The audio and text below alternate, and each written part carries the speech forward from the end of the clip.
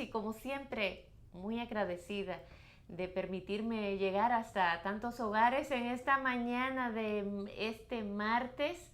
Estamos ya a 27 de noviembre del año 2018. El tiempo avanzando. Hoy el país, por lo menos en la capital, está bastante despejado el tránsito por algo que ya se veía venir, un paro que fue llamado desde el fin de semana, fue convocado desde la pasada semana y en el día de ayer hicieron un ensayo, lo cual le trajo como sorpresa, le sorprendió a un grupo importante de la gente que utiliza el transporte público en la República Dominicana. Miren, a Fenatrano se le unieron varios movimientos y varios grupos importantes y por eso ha tomado mayor cuerpo este paro a huelga. Supuestamente 24 horas, o sea que mañana a las 6 de la mañana se va a levantar el paro, esperamos que así sea. Y lo que ellos alegan es el alto precio de los combustibles, el modificar esa ley de hidrocarburos, porque los precios de los combustibles están excesivamente altos comparados con otros países de la región y porque ustedes saben que también el barril de petróleo ha bajado considerablemente, no así el combustible. Imagínense que ya tenemos varias semanas bajándole unos pesitos, que 50 centavos, que 1 peso, que 2 pesos, y aún así los precios son excesivamente altos, por encima, por ejemplo, el galón de gasolina por encima de los 200 pesos. Estamos hablando de aproximadamente $5 el galón de gasolina. Y así los demás carburantes. Incluso se habla de que el GLP no podría estar, debería de estar aproximadamente los 36 pesos, etc. El hecho es que Hubiere es quien encabeza este paro, es quien convocó, las razones son estas. El grupo La Marcha Verde se le ha unido también y dicen que ellos están de acuerdo con que se paralice el país por otros factores que también tienen que ver con molestia o demanda de la población, como es el tema de la impunidad, el tema del desempleo, el tema de la inseguridad ciudadana, etc. El hecho es que las autoridades están haciendo lo posible por suministrar el transporte en los lugares donde hoy va a haber un vacío. Siempre la gente tiende a quedarse, un grupito, a quedarse en su casa porque aunque el gobierno quisiera abastecer ese vacío que se deja, es imposible hacerlo. No cuenta con los suficientes autobuses como para hacer posible, hacer viable de que los pasajeros puedan desplazarse tranquilamente hacia sus puestos de trabajo o hacia las universidades. Por ejemplo, la Universidad Autónoma de Santo Domingo decidió no impartir docencia en el día de hoy justamente por el temita de la huelga. El hecho es de que de más en más el tema de la huelga en nuestro país está tomando cuerpo. La gente se viene quejando amargamente de una serie de insatisfacciones que sienten de parte de las autoridades. La dejadez, la indiferencia, alegan muchos de parte del gobierno, es lo que alimenta que este tipo de manifestaciones pueda darse de manera exitosa para ellos. Cuando hablo de exitosa me refiero a que muchos entienden que si la gente no salió, que si todo el mundo permaneció en su casa, bueno, pues fue una huelga que tuvo éxito. Y eso es lo que se busca cuando se... Lo que nunca estaré de acuerdo es con esas quemas de neumáticos, hacen desorden en las calles. Ese tipo de manifestación nunca puede ser apoyada. La gente puede manifestarse, cómo no. Estamos en un país libre, democrático, donde todo el derecho le asiste a cualquier ciudadano para protestar por lo que ellos entiendan. aun sea por una cosa que a otro grupo le agrade. Pero el que no está de acuerdo puede también protestar.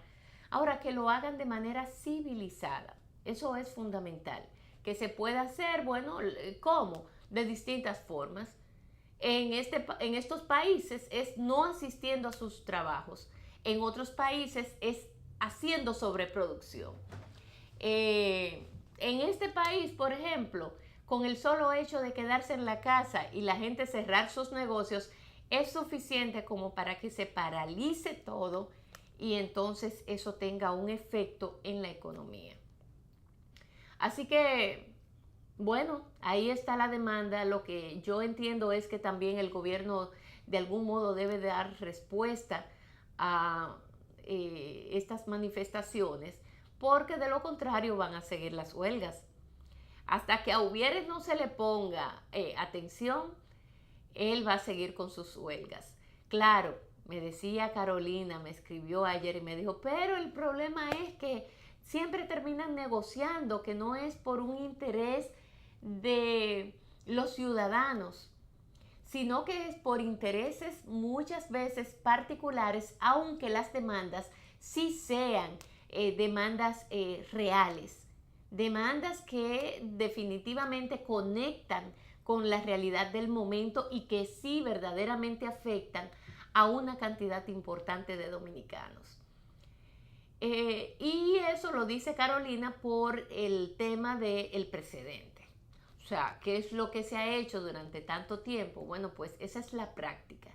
Y es lo lamentable. Ahora, han aparecido otras personalidades dentro de esa manifestación que se han adherido a esta huelga, como es el caso, ya repito, de el grupo de los verdes. Ahí vi a la profesora María Teresa dando el apoyo, y también la vi en la fiscalía, que eso sí que fue un momento un tanto desagradable, porque a ningún ciudadano se le debe de coartar el derecho que tiene, el derecho que le asiste, de ir y poner una querella, de la naturaleza que sea. En este caso, María Teresa Cabrera y un grupo más querían poner una querella contra el ex ministro de Industria y Comercio, ¿m? José del Castillo, porque ellos alegan que ahí hubo un mal uso de los recursos y privilegios a dos empresarios por lo menos, donde hubo un movimiento extraordinario de miles de millones de pesos. Ya estamos hablando de miles de millones de pesos. Y se cuestiona la fortuna de José del Castillo, una fortuna bastante gruesa. Él luego hace la aclaración y dice que no son tantos los recursos que tiene. En fin, es lamentable que muchos de nuestros funcionarios a veces hacen unas declaraciones que la gente no se las explica.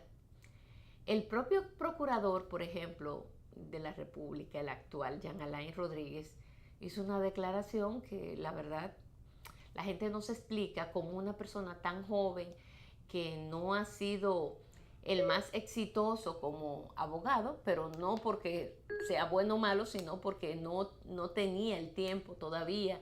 Su carrera apenas iba iniciando, además de que se salió del derecho y se fue a la política. Y entonces luego hablar de una fortuna de más de 300 millones de pesos, pues por supuesto que llama la atención de cualquier ciudadano. En el caso de José del Castillo, pues también una fortuna que deja a todos, los deja, aquí hay eso, Alexander, los deja a todos boquiabierta, con fortunas que incluso son increíbles, ¿no? Y llaman poderosamente la atención. Pero José del Castillo ha explicado de que no, de que él dio su declaración y que esa no fue la cantidad de recursos que él declaró.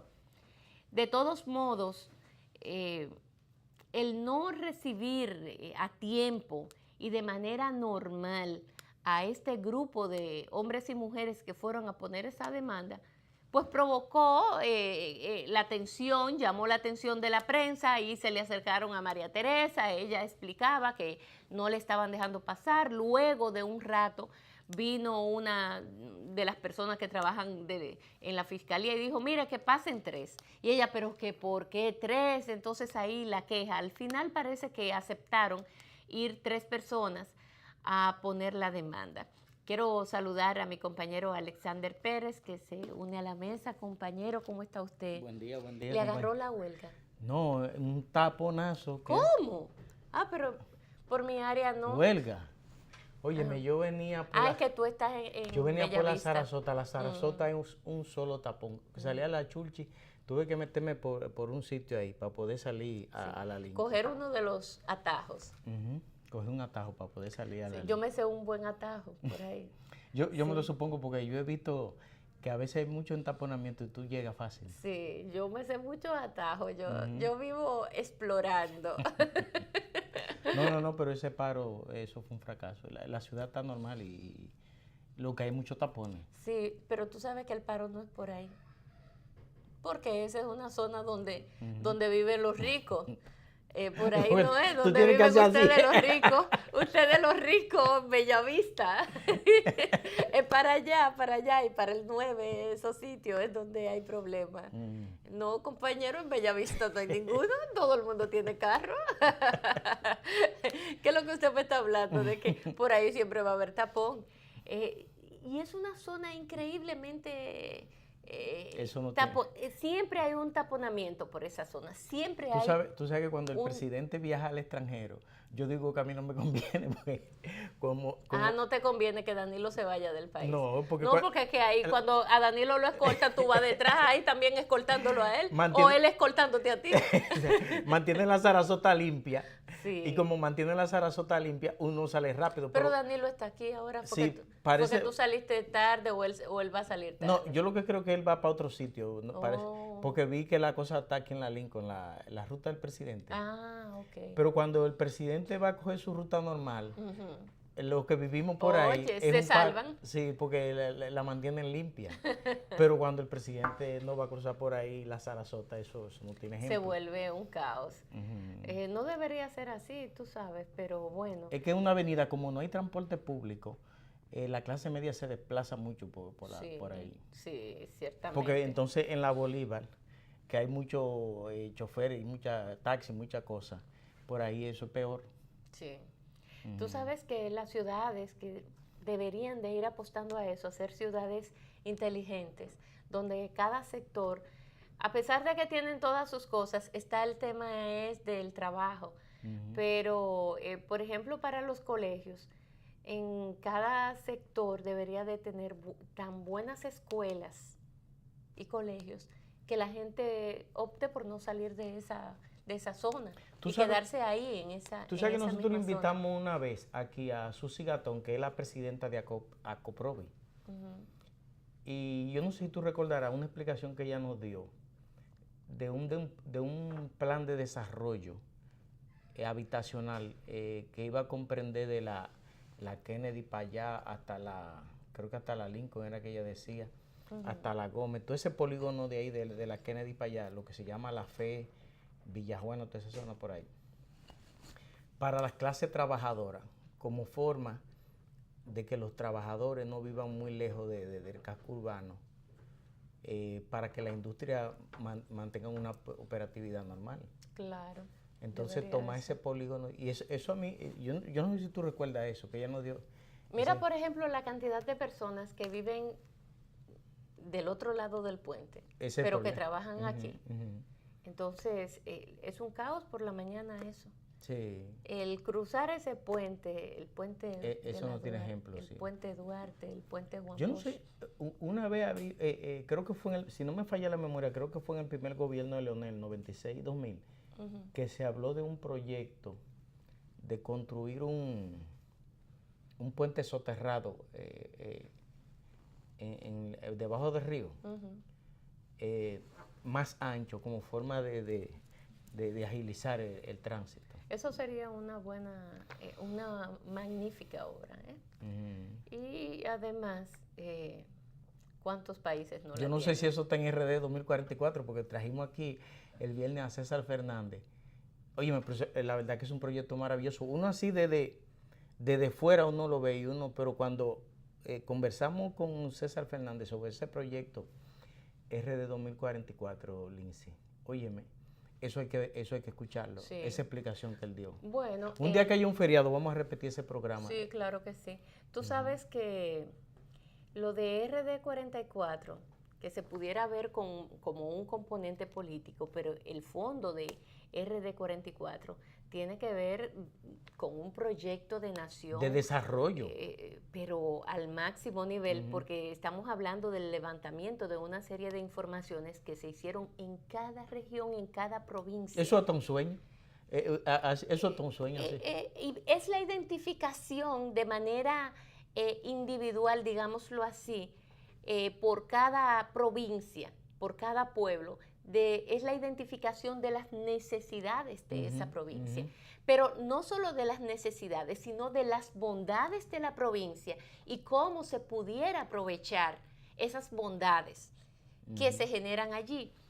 La identificación de una serie de recursos que probablemente tú no tengas la menor idea de que en esa zona se producen, o hay una serie de talentos también en esa zona, por X razón, que también pudieran ser aprovechados.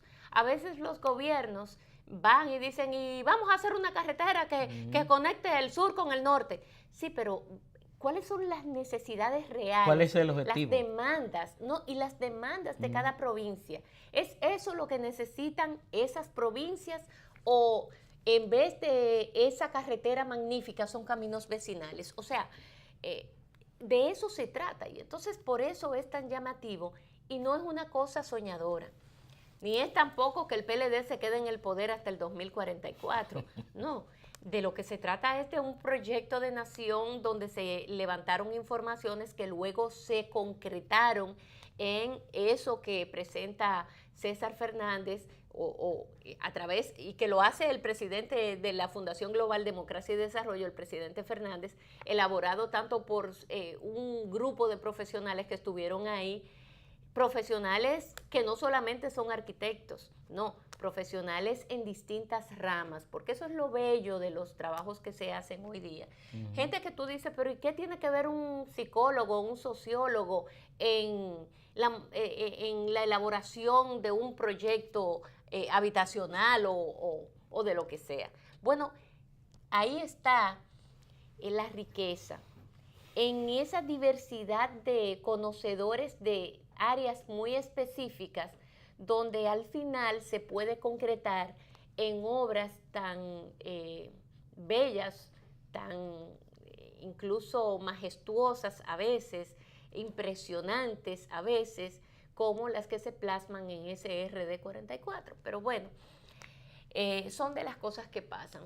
Fíjate cómo nos fuimos de un puente subterráneo a RD44. Sé que te impresionó mucho el programa, no es para menos. Es la segunda vez que César viene aquí al programa. Mira que yo estuve... Luego de él venir aquí ha ido a muchos programas más. Sí, sí. Lo he visto en muchos programas. Sí, pero la verdad que es un plan, es un proyecto impresionante, de eso no cabe duda. Mira, es Alexander, una planificación. Vi ayer, me llegó antes de ayer, un reportaje que hace la medición del Latinobarómetro. No sé si la viste. No. Bueno, te la voy a mandar porque ayer yo estuve un poco ocupado. Luce de lo más interesante. Realmente me llegó, creo que fue domingo, en la tardecita. Ayer no pudimos hablar del tema, tenemos varios temas hoy, pero el Latinobarómetro hace un levantamiento interesante de lo que está pasando en la región, el comportamiento de la región, cómo va y hacia dónde va. Pero particularmente en la República Dominicana, donde República Dominicana se ve creciendo muchísimo, y qué bueno que así sea. Sin embargo, señores, la pobreza no disminuye. En ese informe que hace el Latinobarómetro, todo lo contrario se ha incrementado. se ha incrementado. Una cosa preocupante, algo muy preocupante. O sea que no hay un derrame. No, no hay un derrame. La distribución de las riquezas es cada vez más concentrada, o sea, la riqueza que se genera se concentra cada vez más en los bolsillos de unos cuantos. No hay un derrame, no hay una distribución equitativa, justa, que saque a una cantidad importante de personas de su estado de pobreza. Y República Dominicana no es la excepción.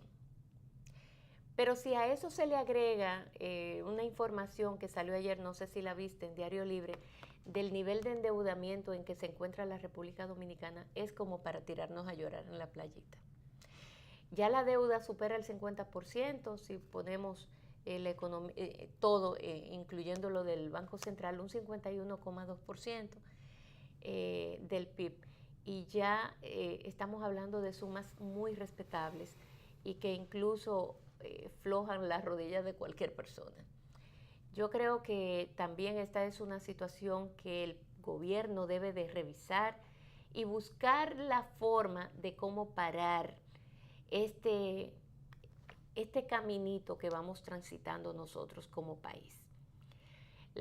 Una cosa y la otra, si la conjugamos, entonces algo está pasando, hay que revisar, porque algo estamos haciendo mal. Ciertamente crecemos, pero por otro lado, el costo de la vida, la pobreza, todo eso también va creciendo a la par con la riqueza. Y es un poco incongruente, no tiene, no debería más bien darse esa conjugación, porque lo que debe de darse es lo contrario. Estamos creciendo como país y a la vez esa economía se va sintiendo en cada hogar dominicano, pero es todo lo contrario. Por ejemplo, en los últimos años la clase media ha sido muy golpeada. A quienes más afecta, por ejemplo, el tema de los combustibles, de las tarifas altas en la tarifa energética, el costo de los alimentos en casi un 30%, el costo de los alimentos que ha aumentado en los últimos años, y una serie de servicios básicos que se sienten en el bolsillo de la clase media porque son los que realmente pagan. Los pobres, la mayoría, no pagan la luz, como tampoco pagan otros servicios, agua, etcétera. Ahora, la clase media es la que lo paga y su salario sigue siendo el mismo de hace 3, 4, 5 años atrás. Fue en el 2006, 12 años. Más de una década. O sea, eso es lógico entonces que el nivel, la calidad de vida del dominicano haya desmejorado. Entonces son de los temas que hay que prestarle atención. Ahí se hace en el levantamiento de un sinnúmero de informaciones, pero a mí me llamó la atención el tema económico. Bueno, la región incluso ha ido decreciendo a nivel global, a nivel general, pero se destaca la República Dominicana, Panamá y otros creciendo bien. Sin embargo, ese crecimiento no tiene un equilibrio en cuanto a beneficios de la mayoría. Un crecimiento que se da en los bolsillos de unas cuantas familias que son las dueñas del capital de este país y que no se hace nada desde las autoridades para cambiar esa realidad. Con un esquema impositivo que todo el mundo conoce, un modelo de recaudación de recursos donde los que más pagan son los hijos de Machepa, los pobres, los clase media. Los ricos pagan lo mismo que el señor que vive en Junucupú. Así de sencillo. ¿Y ustedes creen que eso es justicia? ¿Que eso es equilibrio? Bueno, pues claro que no. Porque no es verdad que Pepín Corripio debería de pagar lo mismo que Juan Pérez que vive en Guayajayuco. No, no debería ser así. Entonces, son de de los cambios, de las transformaciones que se hacen ya vitales, que se hacen no solamente que necesarias, son urgentes, que ya no pueden esperar más. Y ha sido una de las grandes demandas que siempre le hemos hecho a las autoridades, al gobierno central. Esa indiferencia para cambiar esa realidad con un esquema, con un modelo completamente agotado, pero que no ha habido ningún tipo de interés en modificar, porque todo el mundo lo que está en querer hacer reelección, y que si sí, que si no. Y en eso hemos estado 8 años en que el presidente Danilo Medina debió de cambiar ese modelo porque a eso se comprometió. Se comprometió con el pueblo dominicano y con el presidente que le antecede, que es Leonel Fernández, a cambiar un modelo que ya estaba agotado y que en la gestión de Leonel no se pudo hacer justamente porque le entró con el tema de la campaña electoral y había que esperar ya a que entrara un nuevo gobierno que pudiera emprender ese camino. Mira, no se hizo. Mira, Lindsay, el presidente Medina, siendo presidente electo ya en el 2012, en una reunión que sostuvo con los industriales, el presidente Medina en ese entonces les dijo, yo no los entiendo a ustedes porque ustedes se niegan a mejorar la calidad salarial de los trabajadores. Sin embargo, en la medida en que los trabajadores ganen más, ustedes son los que se benefician, porque ustedes son los que importan, claro. Ustedes son los que producen, y ustedes son los que se benefician. Mira, bueno, y terminó diciéndole incluso el presidente, la gente con sueldo cada vez gana menos, y es así. O sea, cuando usted vive de un sueldo, cuando usted tiene un sueldo, y eso que tú decías hace un momento, desde el 2006 a los trabajadores no le hacen un incremento salarial. O sea, es decir, la clase trabajadora tiene 12 años ganando el mismo salario, pese a que la inflación, ha habido inflación, pese a que han subido los combustibles, a pesar de todo, 12 años ganando lo mismo tienen los trabajadores de este país. ¿Por qué los empresarios se niegan a hacer realidad un sueldo que se ajuste a la sociedad de hoy? Porque ellos quieren una serie de beneficios marginales que al fin y al cabo lo que ellos van a terminar no es haciendo un aumento salarial, sino beneficiándose más. Ellos quieren que le quiten la cesantía, ellos quieren que las mujeres embarazadas no tengan los privilegios que tienen. Una serie ellos quieren que la gente de su primer empleo no tenga ningún beneficio laboral. Una serie de iniquidades que solo se justificarían en los tiempos feudales o en los tiempos del primitivismo de la esclavitud. Y ellos han supeditado esa mejoría en la calidad de vida del trabajador dominicano a que se le quiten otros beneficios. Yo pienso que la sociedad dominicana va a tener un desarrollo mediatizado, eso mismo que tú decías, del nivel de deuda, mientras tengamos un sector privado, una clase empresarial que no entiende que en la medida en que más pobres salen de la pobreza y se convierten en clase media, ellos son los que se van a beneficiar. Sí, pero Alexander, no es... okay, que porque es que el Estado no está para generar empleo. Pero que el empresario lo entienda o no lo entienda, o lo entiende o lo entiende. O sea, el gobierno está para implementar políticas públicas que vayan a impactar a la mayoría de los dominicanos, independientemente que Juan o Pedro del sector industrial o del sector, qué sé yo, del que sea, esté en desacuerdo. Sí, pero el gobierno tiene que seguir para adelante. O te adhieres o te adhieres. O sea, una reforma fiscal nunca va a agradar a todo el mundo. Eso es como los impuestos. ¿Y a quién le agradan los impuestos? Por eso es que son impuestos, se te imponen. Se te dice, usted lo tiene que pagar, o lo paga o lo paga. O sea, tú no tienes una opción de tú ir a un restaurante, comerte un rico caviar o comerte un plato de tostones con chicharrón o comerte un salmón o lo que tú quieras y que se te aplique ese 18% y tú digas, mire, yo voy a optar por no pagar el 18 hoy. No, usted tiene que pagar el 18. Usted lo tiene que pagar. O sea, es un impuesto. Por eso se llaman así, impuesto. Se te impone. Igualmente el gobierno, las autoridades están ¿para qué? Para imponer políticas públicas que vayan a beneficiar a la mayoría. Ese es el compromiso que hace ese mandatario con su pueblo que lo elige en más de un 50% de la población, el 50 más 1, que dice, mire, yo quiero que usted dirija la gran empresa que se llama República Dominicana y que la dirija para que nos lleve a buen puerto.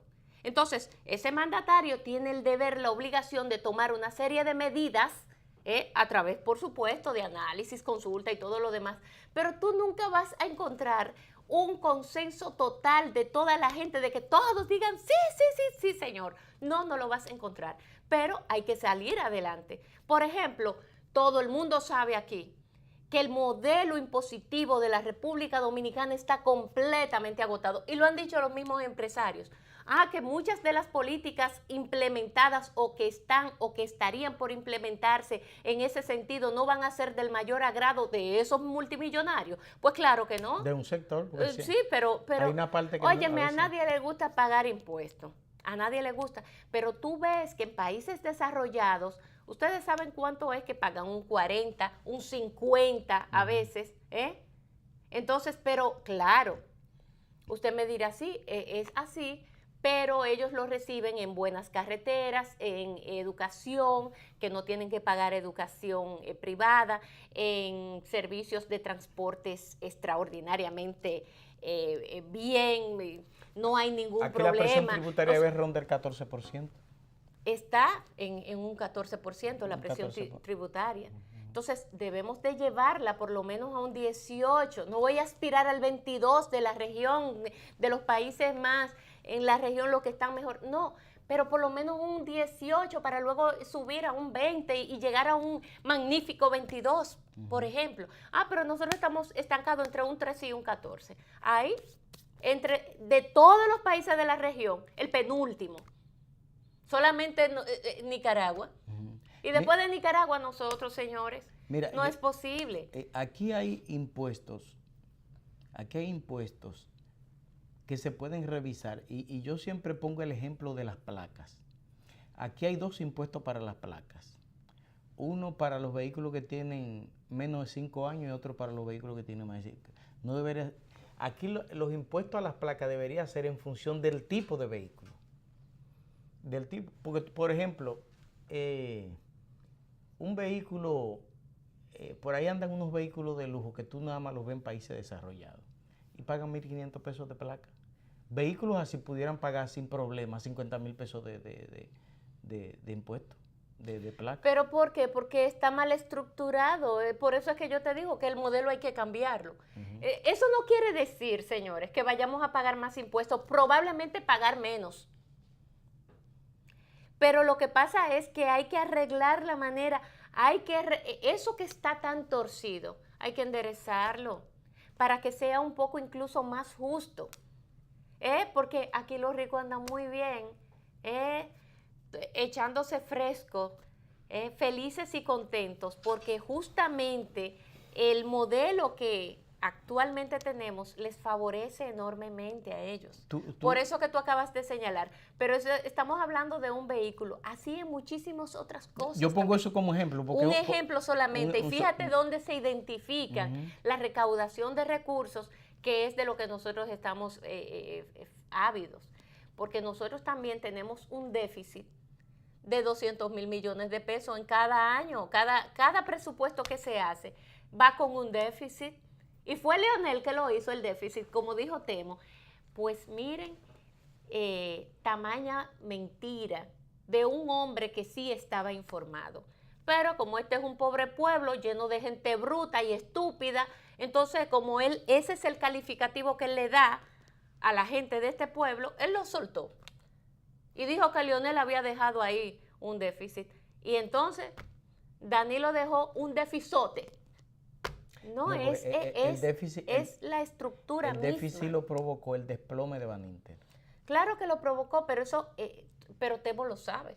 Ahora, y lo sabe tanto que le da el ministro de Economía. Claro, pero que la manera en que lo dijo y cómo lo dijo era tirándole todo a una figura que se llamaba Leonel Fernández y nada más. Señores, por Dios, eso fue una irresponsabilidad, por supuesto, y no solamente irresponsabilidad, sino una sinvergüencería de una persona, de su mismo entorno, de su mismo grupo. Por ejemplo, ahora mismo tú Pero dices, eso es jugar con la inteligencia de todo un pueblo también, porque eso es una forma de desinformar. Sí. Óyeme, un ministro. De jugar con la inteligencia del pueblo. Sí, por un lado, jugar con la inteligencia del pueblo y calificarlo de estúpido, pero por otro lado, desinformarlo. Porque está bien que me desinforme un fulanito cualquiera, pero que lo haga un ministro de Economía. 10 años chupando la teta. Sí, y mira, eso lo voy a obviar. Que se haya multiplicado su fortuna por 18,000 y que usted la tenga que multiplicar por 18,000, eso lo voy a obviar. Lo que digo y lo que entiendo es que cómo es posible que siendo él ministro de Economía desinforme a un pueblo con un tema tan serio como lo es el tema económico y lo haya politizado simple y llanamente para atacar a uno que él consideraba adversario en ese momento, que era Leonel Fernández.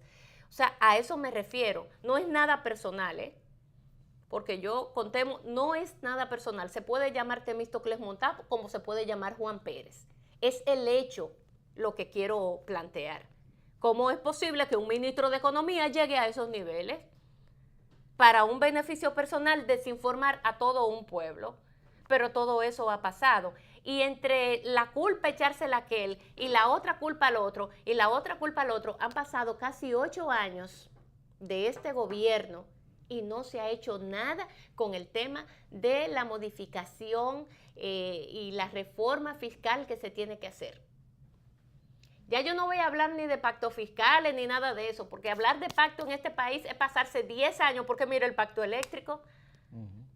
Eso es sentarse a comer quesos, a beber vinos caros y se ponen primero en un cuartito el grupito más superior del sector empresarial, de ese sector, y en los más altos del gobierno, como me dijeron varios de los que participaron en las distintas comisiones que estaban ahí, que ellos primero se trancaban y después salían. Y Fidel Lorenzo lo dijo aquí en el Fidel programa. Lorenzo, Altagracia también.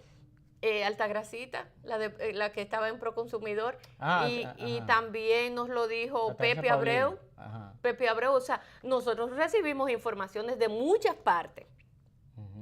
Esos de los que han venido aquí, pero tú sabes muy bien que nos lo han dicho otros más, incluso gente del gobierno.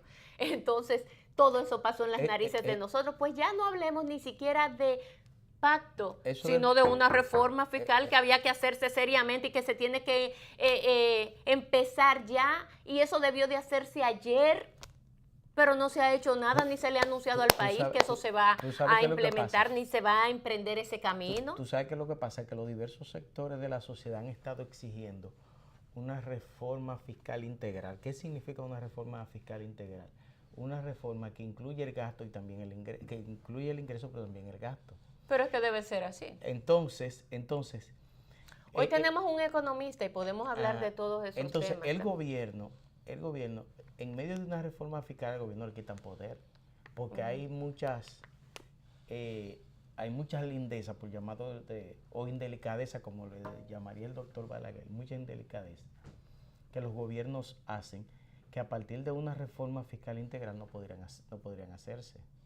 Mira, Alexander. Porque una reforma integral te dice que tú tienes que calificar el gasto. Y entonces, en la medida en que tú califiques el gasto, hay alguna delicadeza que tú no puedes hacerla. Bueno, pero eso es parte de la reforma fiscal, porque se supone que los gobiernos están... Pero hay interés de eso. Ah, bueno, eso es otra cosa. Se supone que los gobiernos deben estar para eso. Deben estar para eso. Eso es relativo, depende de los intereses que haya en el gobierno en el momento. ¿Por qué no se ha hecho la reforma fiscal? El primer periodo, al final se explicó que, bueno, estaban en reelección, andaban buscando votos en el Congreso, y se dio lo que se dio. La prioridad era esa. La prioridad era reelección y por lo tanto no era se política. podía atacar, ¿no? Y no se le podía poner la chembita a los empresarios. Perfecto. Eso, por supuesto, que molesta. Eso, por supuesto, que te produce varias sensaciones desde el estómago y te va subiendo, por supuesto. Claro que sí, no digo que no sea así. Ahora bien, ya pasó. Pero ¿y ahora? Ya estamos a más de 2 años de este nuevo periodo gubernamental. Por lo mismo, ¿cuál va a ser la justificación ahora? ¿Por qué no se ha hecho esa reforma que tanto necesita este país? En un gobierno también, eso es otra cosa, del Partido de la Liberación Dominicana, PLD, que su compromiso mayor es justamente ese. Y eso existe. Bueno, el PLD es el PLD, independientemente de todo. Por supuesto que también los PLDistas han dicho que ellos no están gobernando. Que si usted se pone a ver los estamentos, ¿verdad?, los puestos más importantes del gobierno no están ocupados por PLDistas, sino por empresarios. Perfecto, eso lo pueden decir y hasta se justifica. Si nos vamos al ministro de Hacienda, el ministro de Obras Públicas, el ministro administrativo de la Presidencia, el ministro de Economía, o sea, como que los principales ministerios no están ocupados por PLDistas. Y como no están ocupados por PLDistas, los segundos al mando tampoco son PLDistas, y los terceros al mando tampoco, y los cuartos, y los quintos que están ahí se han ido la mitad. ¿Tú declaración que dio Reinaldo Pared en ese sentido? Sí, claro que sí, el secretario general del PLD. Tú sabes que a mí me sorprendió eso, porque a mí me sorprendió esa declaración de Reinaldo Pared, porque Reinaldo Pared ha estado él lo admitió porque, bueno, ha estado tan vinculado al gobierno que cualquier crítica que él le haga al gobierno es rara.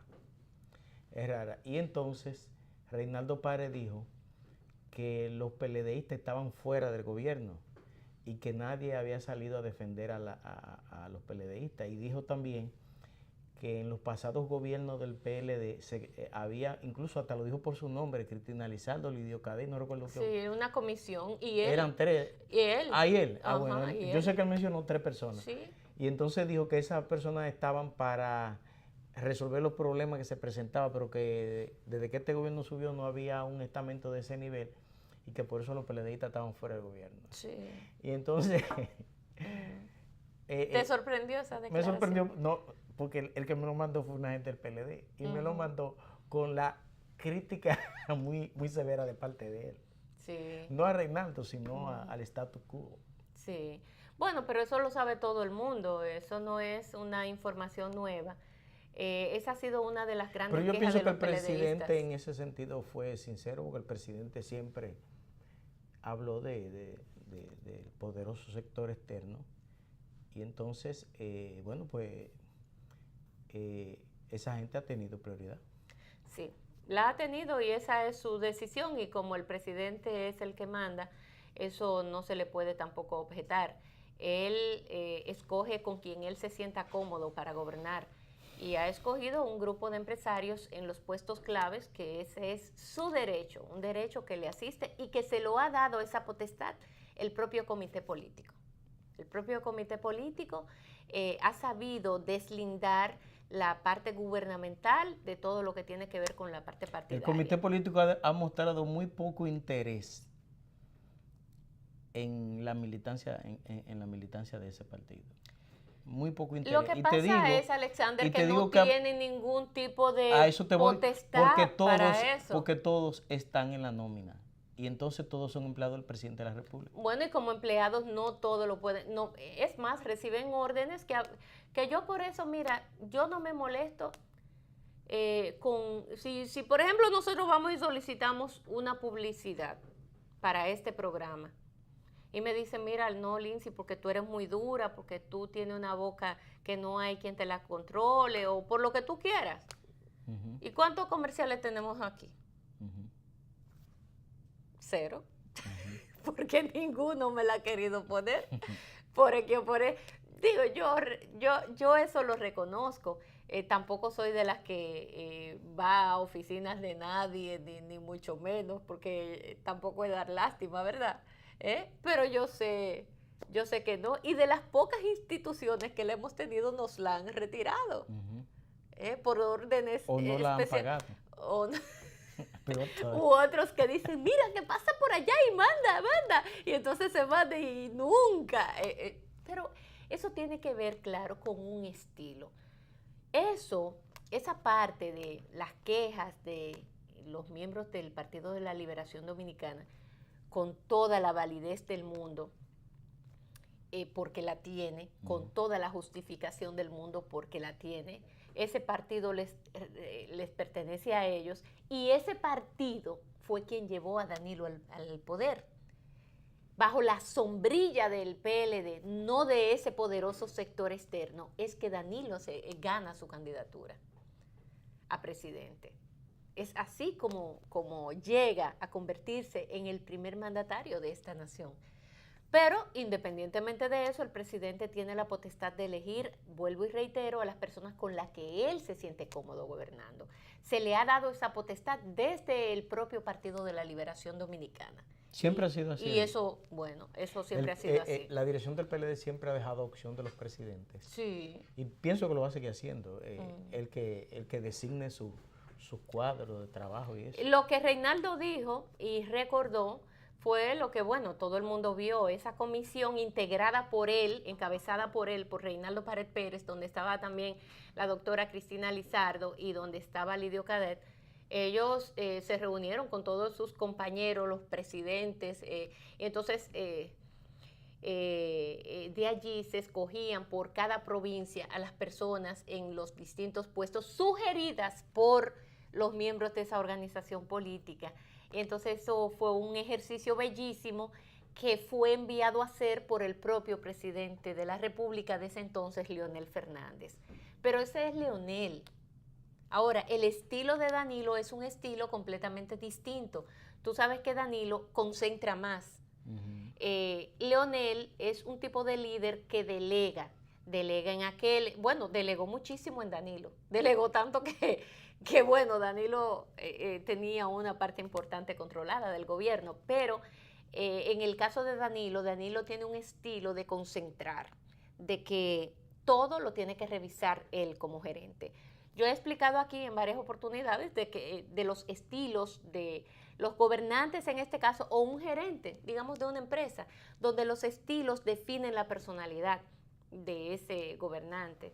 Y bueno, ahí está, la personalidad de Danilo es completamente diferente a la personalidad de Leonel o de un Balaguer, etc.